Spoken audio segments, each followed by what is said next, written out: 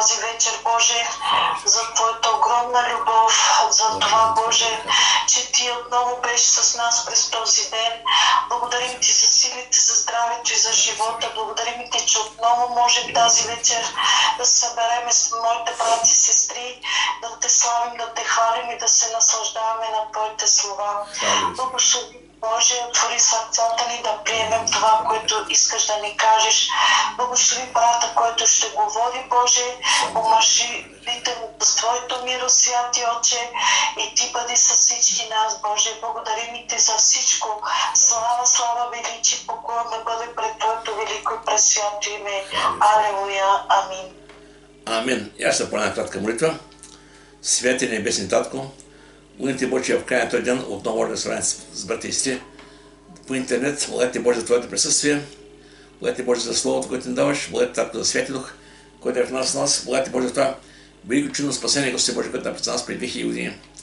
Благодаря, че имената за влезем визата и ние ще бъдем при Тебе за цялата вечност. Благодаря Ти, Господи Боже, за вечния живот, защото Словото Боже каза, защото Бог толкова възлюби света, че даде своя единороден син, да не погине ни никой от него, да даде вечен живот. Сега Те моля, Татко, прости всеки един грех, грешния път, ако нещо се греши престоянно, умреш в кръвта си и Те моля, благослови общението ни. Нека Святи Дух да бъде цяло събрание и всичко да бъде за Твоя слава.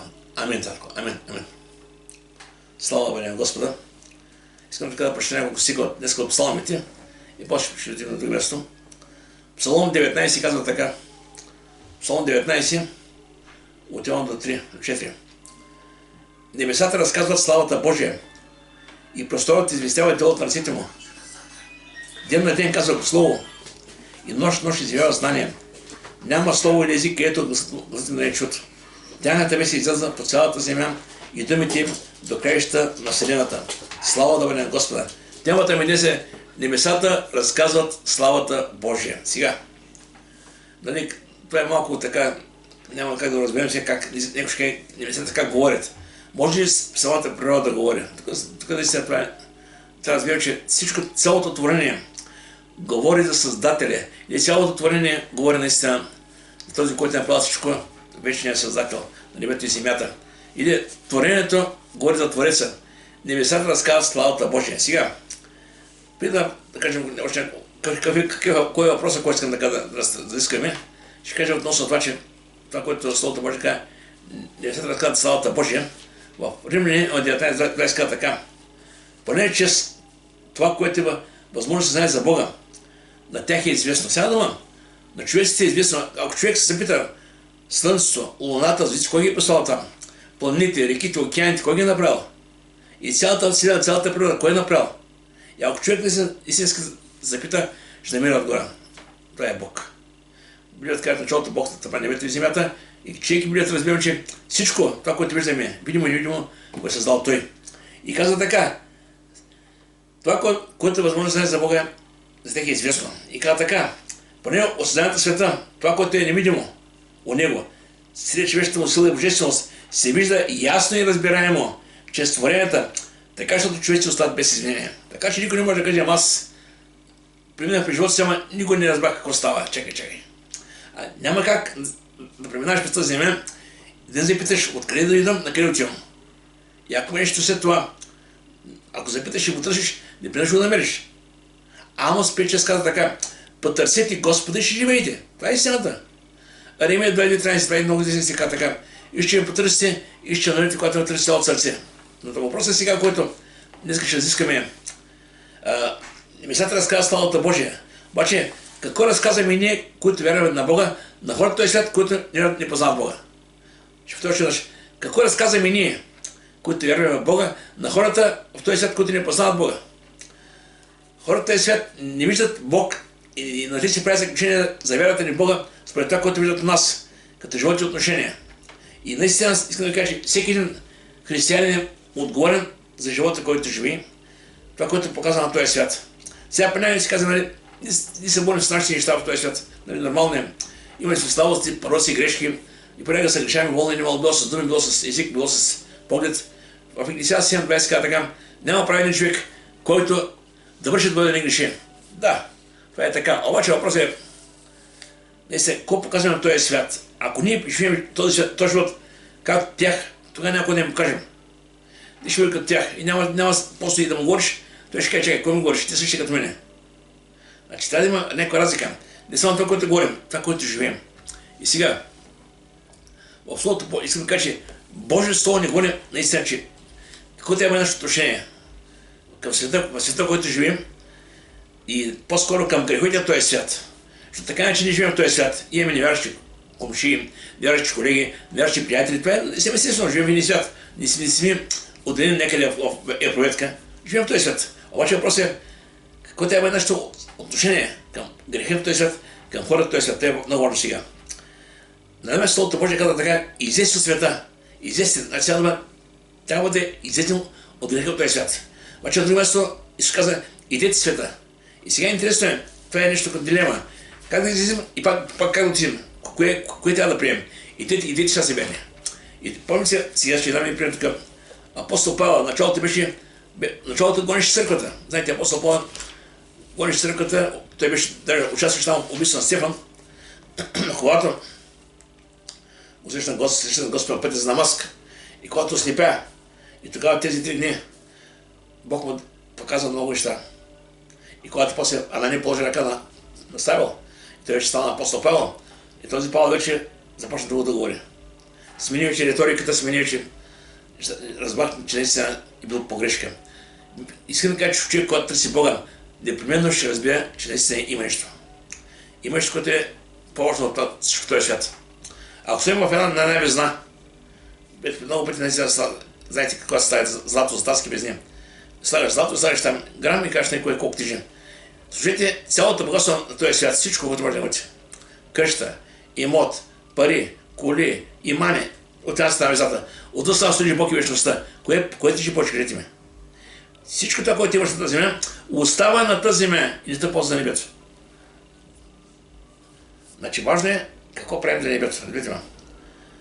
Сега, скоро четах една статистика за един човек, един богат човек, няма да му кажа името. Той е умрял отдавна, но той е бил милионер. И той на 53 години бил милиардер и се разболява от рак. И му казва, това е много бързо беше рак. И той се извежда с средством. Какво ще прави с милионите? Милионите, милиарди, те са много пари. Но това нищо, това, което има, няма да не може да помогне. И знаете какво става? В следващия миг среща Бога. Повярва Бога. Знаете какво прави?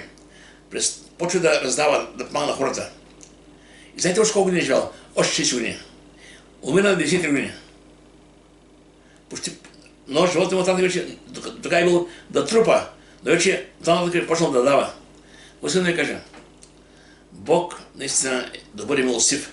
И винаги понякога и такива, може понякога човек да премина през тегота, през скърби.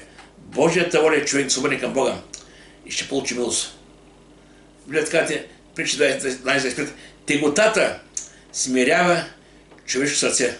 А в Коринтите ни казва, скръпта по Бога води до спасително покаяние. Така че Бог използва и теготата и скръпта, използва ги да може човека да дойде при него да бъде спаси. Сега, в деня беше села, както на апостол Павел, когато Бог срещна, и тогава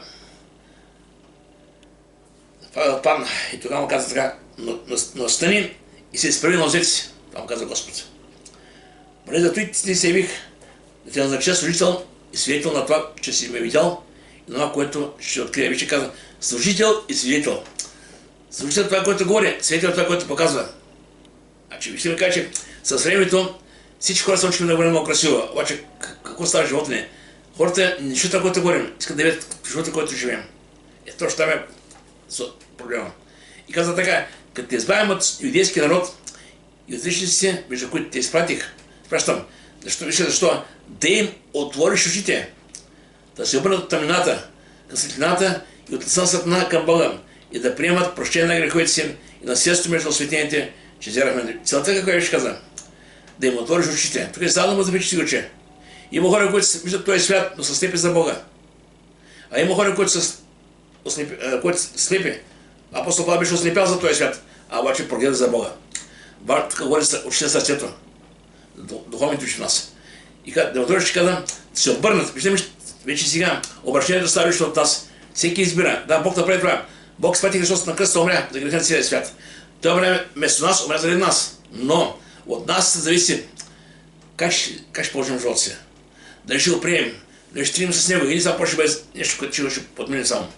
Днеска много хора подминават кръста, подминават Евангелието, подминават Христос и казват, нали, там, нали, аз съм си вярваш, аз съм си православен вярваш, аз си имам иконата вкъщи, пазя се определени дни. Да, няма нищо против. Всеки да бъде какъвто е. Обаче въпросът е, къде е Христос? Или е тук, или не, и го няма. Важно е човек с сърце вярва и се оправдава, с уста прави и се спасява. Сърцето е важно. Така че важно е какво правим с нашия Господ Христос. И след това важно е да има съответствие между думи и живот. Това е което много пъти говоря. Красиво говорим, хубаво се изказваме, обаче живота ни понякога куца малко от някъде. Това сами Господ казва Словото Божие. В Лука 6 ще така. Защо ме зовете Господи, Господи, а не вършите това, което ви казвам? Сега дума. Да, хубаво, че почитаме Господ като Господар. Върши се стоите към него като Господ. А обаче въпросът е, ще казва, защо не върши това, което ви казвам? Честеството от това, че вярваме Господа е да променим живота си. Сега, думите се заучават и те са важни за живота си, но важен е живота, който живеем.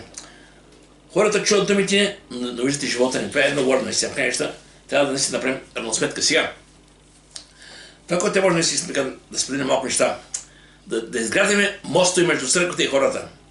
Ще кажа защо. Много пъти не са, бидейки от църква или в общение, и в домашна група, и в общение пътят, радваме се на спасението.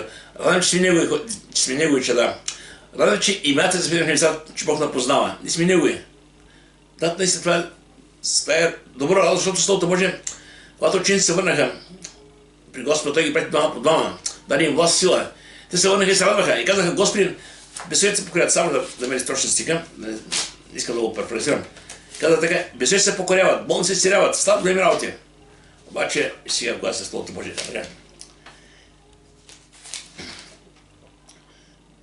Обаче не се радва на това, че духовете се покоряват.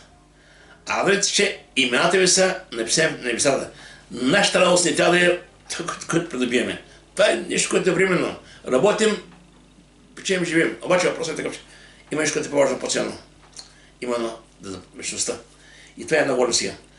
И сега, Словото Божие каза, че имената се мисля в небесата. Слава да бъде на Господа. И сега, нека погледнем как да продължаваме сега. Как да изграждаме тези мости помежду си, малко е така. Между нас и света. Словото Божие каза така. А всичко е от Бога, който ни примири със себе си, чрез Христа и не даде на нас да служим за примирение. Така Словото Божие каза, всичко е от Бога. Сега дома. Като цяло и спасението, и вечността, и въобще всичко е това, което е подарък от Бога. Никой от нас не може да спаси сам самичък. Не може от нас да направи нещо, което наистина, да каже сега, аз ще направя нещо, което едва ще впечатли Бога и Бог ще спаси преди това, ще е много добър и върши добри дела. Писая каза, вашите праведни дела са като мръсна дрипа пред Него. Така че наистина това е, спасението е чрез вяра, но живота, който започваме да живеем нататък, че делата показват наистина нашата вяра в действителност. Нали, защото Словото му наистина каза, всеки нещо познава спред делата му. И даже, ако каза, вяра без дела е мъртва вяра.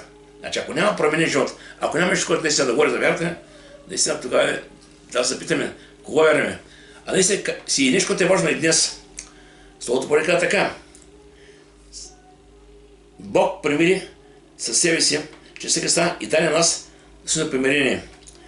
След, че Бог Христа примиряваше света със себе си, като не миняваше на човеците с прегрешенията им и че повери на нас посланието на примирението. Виждаме, че това послание, което Бог остави за нас, е да примирим хората. Понякога ние растем в знание, в мъдрост, наистина се развива нататък, наистина да много. Обаче целта на Бога е това, което Бог е вложил в нас, да го споделим с хората. Словото Божие казва, че цялото небе се радва, когато една душа се кае. Цялото небе се радва. Така че това е много важно, много ценно. Това говори колко е ценен всеки един човек пред Божиите очи. Вижте, Словото Божие казва, погледнете птиците, нито сеят, нито женат. Всичко това, колко много по-скъпоценни сте ви пред Бога. Единствено за човека Бог е промислил вечен живот. Няма друго нещо. Само за човека има това нещо. Сега, и каза така. И тъй, от Христос там сме посланици, като че Бог чрез нас умолява, молим ви от Христос страна, примирите с Бога. Сега дума, Бог чрез нас умолява хората, елате, приемете Бога, бе. Защото да погинете. Целта на Бога е, вижте, Словото Божие казва, че Бог разтегля времената. Не забравя това, което е обещал, но разтегля времената да може повече и повече и повече хора дойдат при Него. Така че, какво да ви кажа, сега дума, цялата работа е наистина толкова елементарничко и простичка. И също го направи на кръста. Но всеки един човек, приемайки Бога, радих се с това спасение, да може това спасение да го даде, да даде до някой човек, когото да дойде при Христос. Разберете, никога сам човек не е последна спирка на Божията благодат, на Божията благодатия. Човек може да е проводник за Бога. И когато човек употребява на Бога, да разставиш и Него, и разстави и за небето. Словото Божие казва, че една човек, който се каже цялата неща. А също има хора, които са много отворени да споделят Евангелието и тогава да си нещата стават още по-радостни за самия човек. Да, виждаме се, че може да надяваме сила, може да имаме своите слабости, може да имаме своите пороци, но въпреки това Бог не взима такива, като сме и не употребява за Него слава.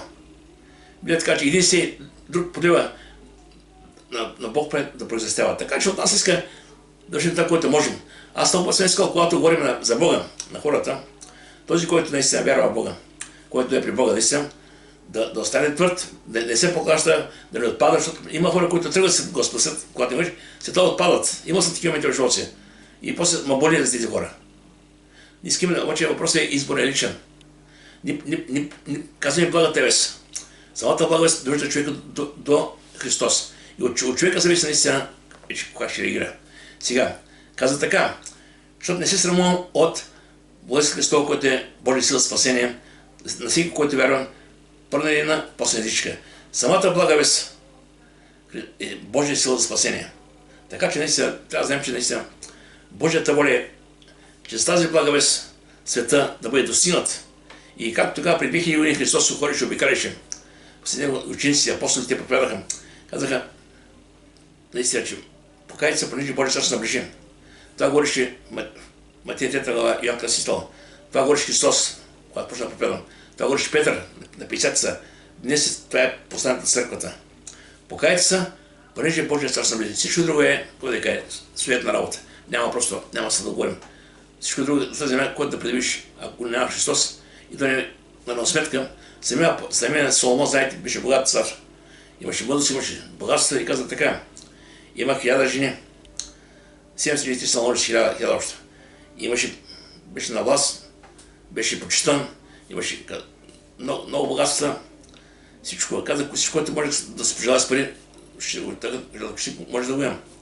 Обаче, когато се обърна назад, направи на свет на живота си и каза, всичко е суета, но суетите го е на вятъра. Така че виждаме, че наистина без Бога, един миг човек живее без Бога се разочарова. Колкото е да писам от този свят, знаете, виждал съм хора, които в края на живота си, къде е фари, тъкмо оправиха къщата, оправиха децата, внуците, направих малко парички, да има на един на другия, вземах кола на един на другия. Да, нормално е човек така да оправи. Обаче, преди ми живот ти свърши да заминаш. И си кажеш, какъв е смисъл на моя живот? А човек тази отговорът този въпрос. Истинството на свещия живот е да познае Господа, да го приеме и да спаси душата си. Тая не е ваша най-ценната. И после вече, знаейки истината, приел Христос вече тази вест да остигне съпруга, деца, приятели, колеги, хората, които са около нас в нашия свят. Това е много важно да бъдем. И сега, Словото Божие казва, всичко е от Бога, да не примир със себе си. Виж сега, във 2 Коринтияни 5:17 казва така, ако е някой Христос, той е ново създание. Старото премина, всичко става ново. Това, че това ново създание, което е в нас, то именно е това, което наистина е новия живот. Понякога ние не се виждаме много променение, но това, което Бог променя вътре в нас, променя вече и нашето естество. Да започнем да ставим вече да съзнаем по-различен, да почнем по-различен да приказваме, да обхождаме друго поведение, друго отношение и хората виждат това нещо. Казвате, той човек беше къв стана. Да, това го прави Бог. Слава да бъде Господа. Сега, така че Бог ни даде на нас за примирение. Сега в Римляни 5 глава 8 стих се казва относно какво прави Бог за нас. Римляни 5:8. Но Бог препоръча своята към нас любов в това, че когато бяхме още грешници, Христос умря за нас. Значи още когато бяхме грешници, нямаше от нас нито един правилен. Всички бяхме, закон на бяха заплата на греха е смърт. И в Римляните 2 се казва, че поне си съгрешиха и никой не стражава да се признае пред Господа. Това е истината. Обаче, въпросът е, когато вече човек дойде при Христос и приеме Христос, вече ние ставаме праведни чрез Христос. Праведни. Не, че ние сме много добри. Не, че вършим някакво специално дело. Но едно дело, което Христос направи на кръста, това е делото на истина, което има сила и днес. Във 2 Коринтияни 5:21 казва така: Бог направи грешен онзи, който не е знал грех, да станем чрез него ни праведни пред Бога. Слава да бъде на Господа. И сега, какво трябва да бъде отношението ни към невярващия в този свят? Това е много важно. Ще кажа, защо ние в църквата се обичаме се, почитаме се, уважаваме се. Това е съвсем естествено. Обаче, какво трябва да бъде нашето отношение към невярващите, така че да можем от тях да ги дойдем там? Сега, има нещо, което трябва да дойдат от нас. Новото съзнание, което Бог прави в нас, става видимо на хората около нас, именно чрез живота, който живеем, чрез делата, които вършим, чрез обходата, чрез поведението, чрез говора. Това, което е в нас, то почва да става видимо на едно. Сега, трябва да говорим, че както кораба е в океана може да е много голям, но кораба стои над океана. Това е така и църквата. Църквата е свят. Тя е над свят. Но проблемът става, когато света почва да влиза в църквата, водата. И тогава, че кораба потъва. Сега да кажа, че църквата трябва да запази своята идентичност. Да не допуска света да влиза вътре. А Лодив трябва да стоим над тези неща. Над света, над греховете, над всичко това, което не се в този свят. Не се върши. И ще кажа защо. Ние имаме служение в този свят. Именно да говорим за Христос, да показваме Христос. Марка 16, 15 казва така: и рече им: идите по целия свят и проповядайте благодат на всяка твар. Който повярва и се кръсти, ще бъде спасен, а който не повярва, ще бъде осъден. Колко ясно. Това благовестие, което говорим, то поставя хората пред дилемата. Или ще вярват, че спасят, и няма вярват, че ще погинат. Това е самата истина. Няма се едноплотен, разберете ме. И сега много важна истина. Каза Словото Божие, този, който повярва, ще спаси, този, който не ще бъде осъден. Тук някой ще казва, възможно ли е Бог, който е добър, Бог, който е любов, да осъди някого? Ще кажа какво става сега. Бог зачита волята на всеки един човек. Сега всеки един човек сам има възможност. Човек се забъга тебе и да приеме Спасителя, спаси, и да отвърли, и да погине. И нека ти при Бога, той получава това, което сам е пожелал. Този, който е пил Христос и живял с Христос, той ще бъде с Христос. Този, който го отвърлял, който каза: не искам да вярвам Бога, не искам Христос. Щом не искаш Бога, няма да бъдеш с Бога. Значи Бог защита волята на всеки от нас, така че това е много важно. В Римляни 10:13 Словото Божие казва така: Римляни 10:13: защото всеки, който призове името Господне, ще спаси. Всеки. Сега тук е важно, че въпросът е Евангелието, целта на Евангелието е всеки да повярва. Сега разбира се, за жалост не всеки идва при Господа, не всеки спасява. Що? Защото хората ви се живеят в един материален свят. И пред хората ви стои дилемата: или света, или Господа. Няма как да бъдеш на двете места едновременно. Едва ли да бъдеш на двете места посветен. Словото Божие каза: никой не може да се има двама господари. Така че наистина това е важно да разберем. И сега, тук Словото Божие каза така: в Римляни 10:13, защото всеки, който призове Господа, ще спаси. И което беше още сега Словото Божие каза, че няма друг спасител, няма друг такъв, който може да спаси на вечен живот, освен чрез Христос. Исаия 6:11 каза така: аз съм Господ и освен мене няма спасител. Значи виждаме тук много каза: аз съм Господ и освен мене няма спасител. Слава да бъде на Господа. Сега и нещо, което съм да кажа, какво трябва да е нашето отношение към този свят, с който живеем. Тук много ясно говори сега. Много пъти Христос говори такива много лесни, елементарни неща, да може всеки човек, който ще да го разбере. Ако казвам нещо сложно, ще кажа: аз не го разбрах. Аз не разбрах, иска да ми каже Господ. Но тук сега християните са сол и виделина. Сега ще кажем какво значи солова виделина. Словото Божие казва така: вие сте солта на земята, но ако солта обесалее, с какво ще се осудим? Тя вече нещо не струва, освен да се изхвърли вън и се тъпче от хората.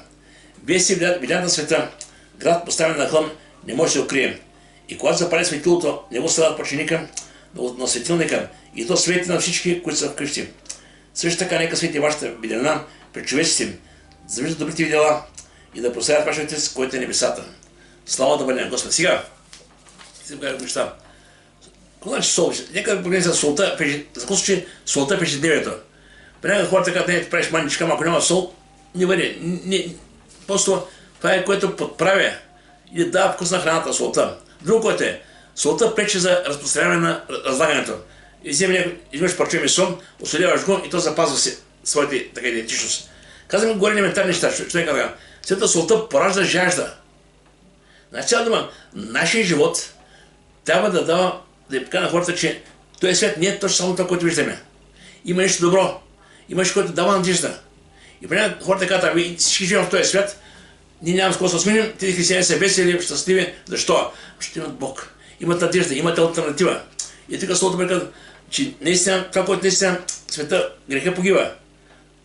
Словото Божие казва, че заплата на греха е смърт. Всеки един човек, който света не вярва в Господа, или ще погине точно това, но чрез Христос, чрез Благата вест, човек намери алтернатива, намери нещо важно, нещо, което е по-ценно. Слава да бъде на Господа. И сега, не е правилно Словото Божие казва, нашия Бог да бъде с благодат и сол. Благодат и истина. Сега ще например сега това, което говоря. В първо Колосеяни, 4 глава, Колосеяни 4 глава, 5 и 6 стиха така: обходете се мъдро към мъжите, като изкупвате благовремието. Това, което говорите, да бъде винаги с благодат, подправено с сол, да знаете как да трябва да говорите всеки го. Благодат, подправено с сол. Солта е Божието Слово. Благодата е Божията милост. Значи, милостта и благодата вървят ръка за ръка. Ще дай ни пример Словото Божие сега. Имаше една история. Само секунда така. В Йоан 8 глава, това е прелюбодейката, когато е хванах една жена в делото на прелюбодейството, и тая жена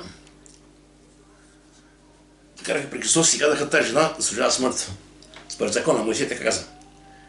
Казаха, ти какво правиш? Ти какво казваш нещо за нея? Ти почва, що казваш за нея? Исус намери да пише на земята. И тогава те Бог така, ти какво ще кажеш? И той каза така, който от вас е безгрешен, нека пръв първи камък на нея. Сега, който няма грях, нека пръв първи. Сега, може ли някой да стои пред Господа да каже, аз съм безгрешен?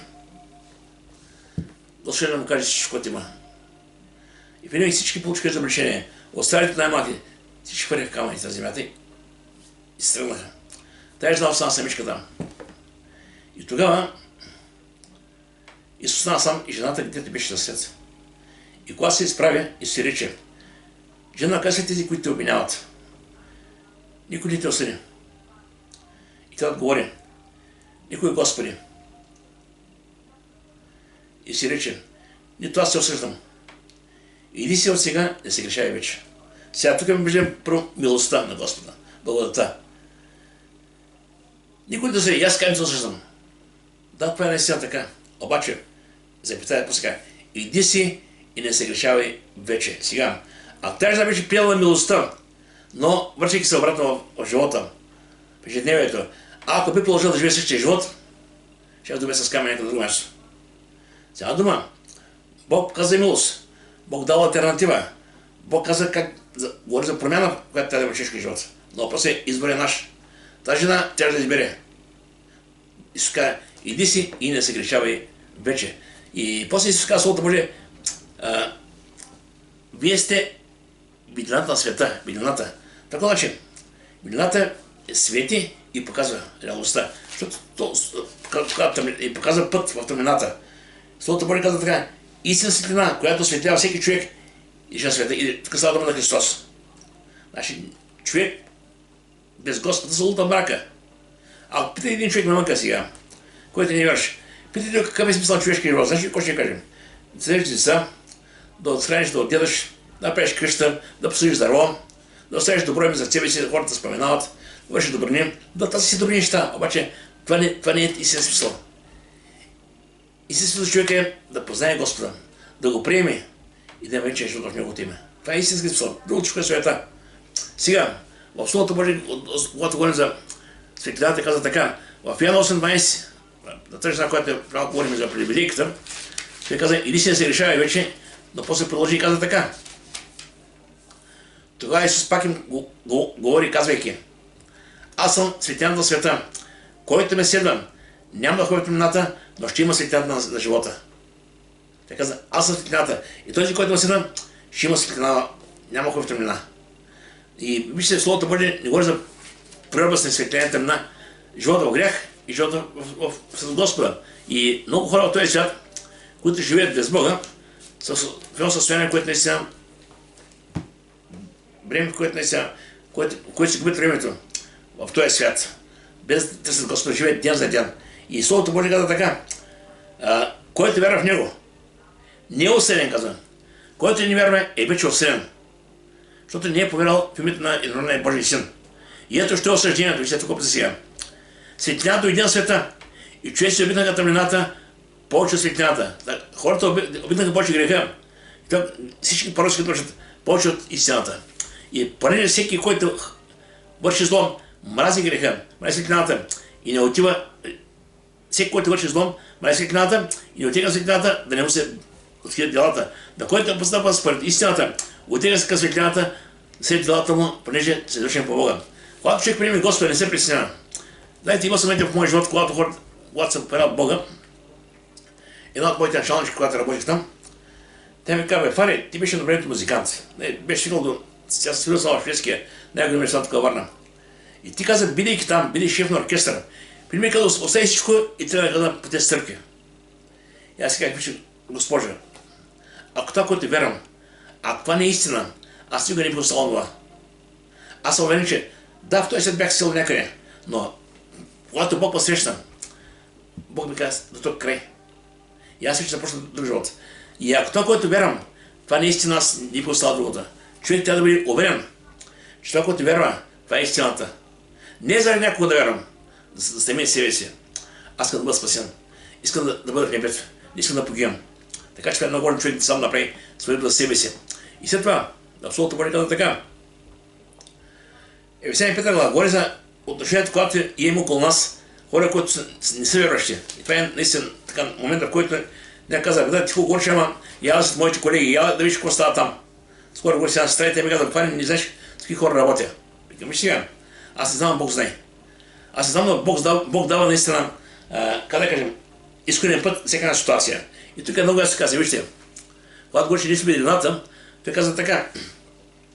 Представете си, ето вие си светлина, вие си християнин, вие се радвате си в Бога, обаче живеете след невярващи хора. Тези хора живеят в грях. Живеят в грях и те не се притесняват. И ти в него трябва да се противопоставиш с живота си. Може да ги изобличиш чувствата, но самият живот ги изобличава. И каза така, и тъй, не бивайте съучастници на тях, съучастници. Знаете кой е съучастник? Значи, защото си принягам някой направи някакво престъпление, другия само стал гледал, обаче не прави нищо. И този, който е извършил престъплението, получава 10 години в затвор, а другия, който е бил съучастник, получава 5. Що? Защото не е справил, защото е бил там, не направи нищо друго. Значи, тя каза, не бъдете съучастници. Какво значи това? Ще дам пример сега. Сега понякога, значи, от думата, клюките, това са най-важните в този свят. Хората събират от дума точно. И понякога, ние, бидейки християни, не може да не говорим, обаче бидейки там, учим да ще кой го казал. И сами са участници. Значи човек трябва да пази себе си. Трябва да пази себе си от този свят. И каза така, не бъде съучастници на тях. Защо? Тъй като някога си бяхте тъмнина. Не бяхме като тях. А сега светлина в Господа. Обходите се като че на светлината. Защото плътта на светлината се стои във всичко, що е благо, право, истинно. Опитайте, че е благоволно на Господа. И не участвайте безплънните на тъмнината, а път да ги изобличавайте. Сега това дума за изобличението, то не става винаги само с думи. Понякога ще се мете твой живот. Аз съм брати християни, които са, да кажа, се възхищавам. Точни хора, коректни хора, никой няма да превиши тон, смирени хора, никой няма да се изкуши да прави нещо, което Бог не обича. Видите, това става полека в живота ми. Това не става с магическа пръчка. Но човек, каже, Господи, искам да бъда Твой. Научи ме. Дай ми да говоря правилното да ми. Дай ми мъдрост как да се обхождам. Дай ми мъдрост да как да се разса. Какво отношение към хората. И всичко става от Бога. Бог каза, този, който има сега мъдрост, нека просто вяра Бог ще му даде. И каза така, опитвайте, що е благо на Господа. Това, което е добро при Господа. Знаете, много път се казва, когато искаш да правиш нещо в този живот, запитай се, ако Господ би бил на тази земя, на това място, как би постъпил Той? Дали бил одобрил това, което вършиш ти и не би бил добър? Ако Той не бил направил, ако Той не бил го постъпил, не го върши и ти. Промяната е ясна. Словото Божие ни показва кой е Господ. Той каза, бъдете свети, както аз съм свят. И наистина, когато приемем Словото Божие, полека започваме да живеем това, което учиме. И каза така, защото това, което скръща още непокорните, срамотно е да се говори. А всичко става, което се изполучава, става явно чрез светлината, поне става всяко нещо, което става светлина, става явно светлина. Сега, нашия живот, чрез светлината, която Бог е в нас, чрез живота, който живеем, наистина показва на хората наистина, че това, което вършат, не е добро. И има хора, понякога се изобличават от тези неща. Аз ще казвам, аз когато работих в една бригада, няма забравя, при много години, заварчик. И тогава бригадата бяхме 5-6 човека, правихме такива железни врати и парапети. И бяхме двама заварчика, да и бяха шлосери. И тогава те на обяд, тъй като бяха светски хора, взимаха си пиричка, взимаха си водка на обяд, пиваха си по-малко там и се развеселяваха. И почнаха да говорят вицове, някаква глупости. И аз стоя там на цялата маса и когато някой каже нещо бръсне, пари извиняй. Ма що се извиняш на мене? Що се извиняш на мене? Сега дома, той се съжалява, че е казал нещо и виждах мен, че човека е като коректива. Аз съм съвещен тещи. Аз съм на маса. Там, де сме работа. Така че, семейте живот трябва да изобчава хората. Да покажете наистина, че има друг живот. Не само това, което ядни пени, но ще на дрехи. Тоест, така. Сега, и важно как да изградим мост това между вярващи и невярващи. Това е много в този свят. В Словото Божие, Исус казва в Словото Божие, идете по целия свят и проповядайте това, което е нещо много важно казано. Категорично нападете всичко, което съм заповядал. И ето аз съм с вас през всички насочка на века. Всичко това Слово Божие, което си го четем в Словото Божие, това трябва да е нашия живот. Полека да го живеем и да го проповядаме, да показваме на хората кой е Христос, кой е направил на кръста и как се да живеем, да му благодарим. Това е нещо много важно. Живота и делата трябва да поставят Бога, не самия човек. Това е много важно. Вижте сега, относно отношението, много важно да имаме любов към погиващия свят, любов. Понякога хората казват, то са алкохолик, ама този тега от това нищо не става. Много лека ръка преценяме от колко става, кой не става. Но искам да кажа, че ако ние бяхме приели Христос, и ще бъдем като тях подобни, ще бъдем някъде в този свят. Не знам, кой всеки ръчен сфера в живота си. Искам да кажа, че този свят, всеки един човек е силен пред Бога, всеки един човек. И от нас иска, след има възможност с хората около нас, да споделим Евангелието, да споделим благата вест. Христос дойде, умря за греха на целия свят. Така че наистина, днес говориш така, от му да кажеш, че нищо става от него. Не, всичко става. Ще кажа, защото рибарите бяха най-ниската прослойка при бихине. Обаче те имат този рибари, бяха най-висока, и са при тях. И кога бяха те? Оставяха рибите, оставяха мрежи и тръгнаха. И тези рибари, тогава, след това Исус отиде, те започнаха да говорят на Петдесетница. И Словото Божие каза, забелязаха се неграмотни науки рибари. Неграмотни науки. Но каза, разбраха, че са били с Христос. Значи това, което виждат тези хора, не виждат колко са умни. Разбират, че кое е с нас, колко следваме. Така че не се прави важно и сега. И сега, Матея 5 глава, 6 казва така. Чуете, че е било казано, обичай неприятелите си, обичай ближните си, мрази неприятелите си. Това е написано в Стария Завет. Това е като закон, но казва така. Но аз ви казвам, обичайте неприятелите си и се молете за тия, които ви гонят. За да бъдете чета на вашия Отец, който е небесата. Защото той прави слънцето да изгрява на злите на добрите и дава дъжд на правилни и на неправилните. Защото ако обичате само онези, които обичат вас, хвана глава се пада. Не правите това и бедниците, но ако поздравявате само братите си, кого особено правите, не правите това и езичниците. И тъй бъдете съвършени и вие, както е съвършен, вашия небесен Отец. Виждаме, че някой ще кой може да бъде съвършен. Така Словото Божие каже, че когато обичаш неприятелите си, когато наистина имаш любов към всички, по това, че наистина ти имаш старание да пречиш на Господа. В Словото Божие Исус казва Словото Божие, защото човешкият син дойде да потърси и да си погиналото. Погиналото, тези хората, които са, той след които нищо ги нямат, той сега го иде. И когато Исус беше дома на Леви, къде беше дома, в Лука 5 глава точно е писано, тогава те го казаха, защо аз се отишъл и иде пие, избери си грешници си. Той го каза, правилните нямат нужда от покаяние. Така, аз дойдох за грешниците, а не за правилните. Дойдох за болните, а не за здравите. Сега макар че здрави нямаше, ще бяха грешници. Но хората, които го търсиха, които наистина се покаяха, те намираха милост. А те, които са себе си правилни, като фарисеите книжици, те си мислеха много правилни. За жалост пропуска възможността. И сега, тук говоря отново за живота, който трябва да имаме ще. Искам да кажа няколко само накратко за това. Той е писано в Словото Божие. Наистина хубаво е и ние като Божии деца да стараем да живеем този живот, който Бог ни казва така. Петър пише към посланието. Възлюбени, умоляваме като причалци чужденци на света да се въздържите от плътски страсти, които е пред душата. Плътски страсти. Това е в света. Това, което сме били преди, това, което си правил преди, всичко това воюва пред душата ти. И жалко е, когато човек приеме Христос, а продължи да гледа едно ход навънка. Едва не да свърши там, където е бил. Разберете ме, но рождението е нов живот. Не камуфлаж, нов живот. Старото забрави. В Словото Божие Евреи 17 така, греховете, беззаконията ви няма да помня завинаги. Така че забрави с миналото, започни на чисто с Господа. И наистина казвам, като пришелци и чужденци на света, хора, които преминават, заминават. Сега, коя разлика вижте? В този свят хората, които не познават Бога, за тях този живот е техния купон. Това е за тях. Каза, я ще пи, весели се, сън спомени преди си казват хората, да правят постоянно са в действие, в акция. Обаче това не е живота. Живота е нещо много, много пролично. Живота ни казва да приемеш Господа, да го приемеш. Каза, не търсите така, кой ще идите, кой ще пиете, кой ще мъчите. Търсите по Него царство. И Неговата правда, всичко останало каза, Бог ще ни го прибави. И така, че говори именно като Солнце, говори именно като отношение. И това е важно да го разбираме. В Първо Солнце, 4 глава. Още ако ще прочета, ще завършам. Казва така. И усърдно старайте да живеете тихо. Вече тук говори за живота ни. Да не бъдем конфликтни личности. Да не бъдем хората, които търсят това не винаги своята правда. Коринтей каза, ако тя оставите на неправдание. Какъв е проблемът? Се може с Господа да бъдем. И казва така. Да вършите своите работи и да работите с сърцето си, както заръчихме.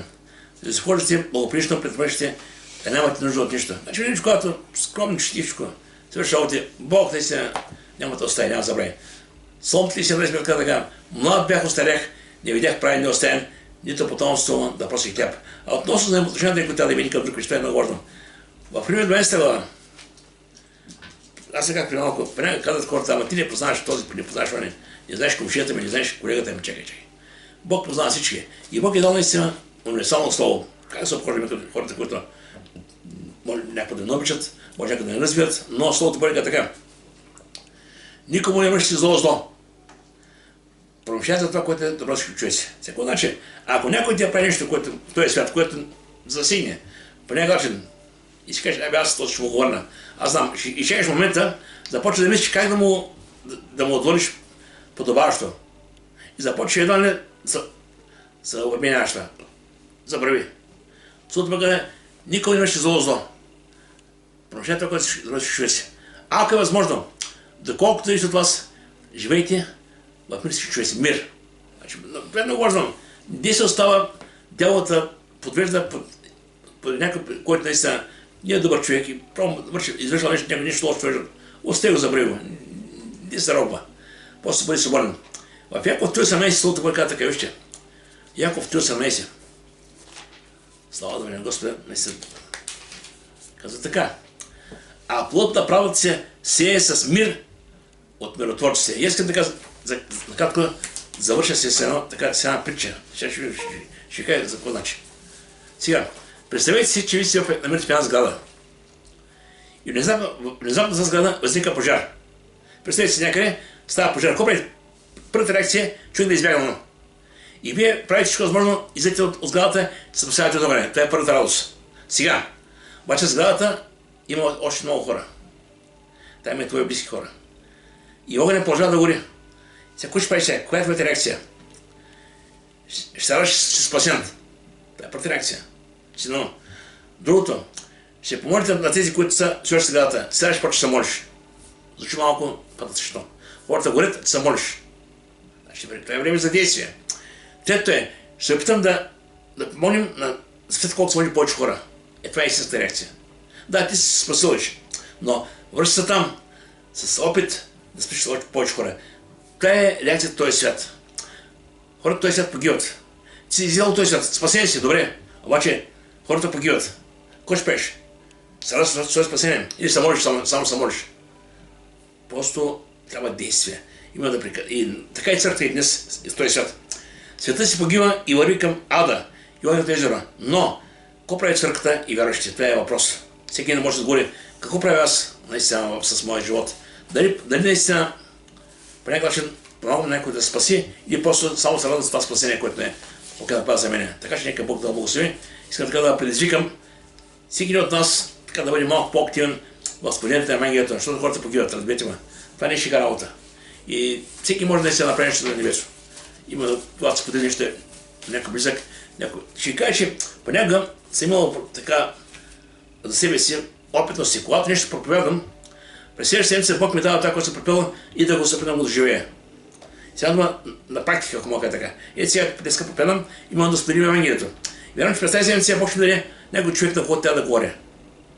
Наистина, използвайте Словото Божие и изкупвайте благовремието или използвайте възможности. Така че, нека Бог да благослови, да я дадат така мъдрост, как да споделим. Наистина, вярвам, че ще има наистина и добър плод в това. Нека Бог да благослови. Нека се молим сега. Святи Господи, пред Тебе си може в този вечерен час. Благодаря Ти, Боже, днес човешки и прекрасен ден.